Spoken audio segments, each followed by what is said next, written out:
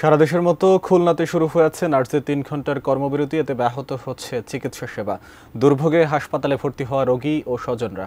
Khulna medical থেকে বিস্তারিত জানাতে সরাসরি যুক্ত হচ্ছেন প্রতিনিধি পলাশ চন্দ্র ঠালিয়ে। আমরা সরাসরি যুক্ত হচ্ছি তার সঙ্গে। পলাশ, নিশ্চয়ই শুনতে পাচ্ছেন খুলনা মেডিকেলে নার্সদের যে কর্মবিরতি, সেটির চিত্র এখন কেমন দেখছেন এবং এই ব্যাপারে কি তথ্য রয়েছে আপনার কাছে, সব মিলিয়ে জানাবেন।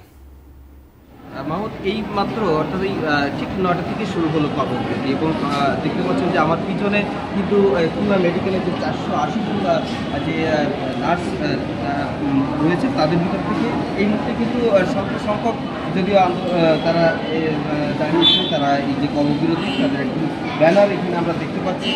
তাদের সাথে আমরা একটু কথা বলি, তারপরে আমরা কিছু করতে দেবো। একটু জানতে চাই কী কারণে আপনারা কর্মবিরতি গেছেন, একটু সম্পর্কে। আমরা সবাই জানেন যে আমাদের নার্সিং প্রফেশনটা এখন হচ্ছে আমাদের সেকেন্ড ক্লাস মর্যাদা দেওয়া হয়েছে।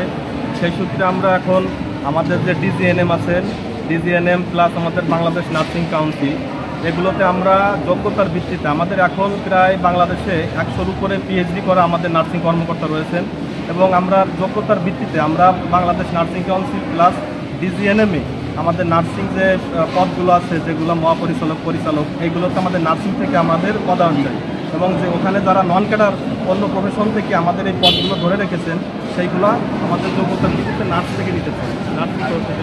আচ্ছা, ধন্যবাদ মাহমুদ। যেমন শুনেছিলেন খুলনা মেডিকেলে কিন্তু ৪৮০ জন নার্স রয়েছে, তারা যেহেতু কর্মবিরতি গেছেন ৯টা থেকে ১২টা পর্যন্ত, আজকে তারা কর্মবিরতি করবেন। এর আগে গতকাল কিন্তু তারা প্রত্যেকেই কর্মবিরতি করেছেন এবং লাল ব্যাজ করেছেন এবং আগামীকালকেও এই ধারাবাহিকতা কিন্তু তাদের ৯টা থেকে ১২টা পর্যন্ত ৫ ঘন্টা কর্মবিরতি চলবে। খুলনা মেডিকেলের কথা যদি বলি, খুলনা মেডিকেলে প্রায় ১৬৮৩ জন রোগী গতকালকেই ভর্তি ছিল। অর্থাৎ এই যে বৃহৎ সংখ্যক রোগী তারা যে এখানে সেবা নিতে আসে দূর দূরান্ত থেকে, তারা কিন্তু এখানে এই যে নার্সরা যে সেবাটা দিয়ে থাকে সেটা হাসপাতালের প্রাণ। তারা যদি এই যে সেবাটা যদি এই যে কর্মবিরতিতে থাকে তাহলে কিন্তু ব্যাপকভাবে ক্ষতিগ্রস্ত হবে সব কিছু মিলে। খুলনা মেডিকেলের যে চিত্র, নার্সরা তারা যে কর্মবিরতি আছে বেশ বিঘ্নিত হবে এরকমটাই মনে করছেন রোগী ও রোগীর স্বজনেরা। আমার কাছে এখন পর্যন্ত এতটুকুই তথ্য ছিল।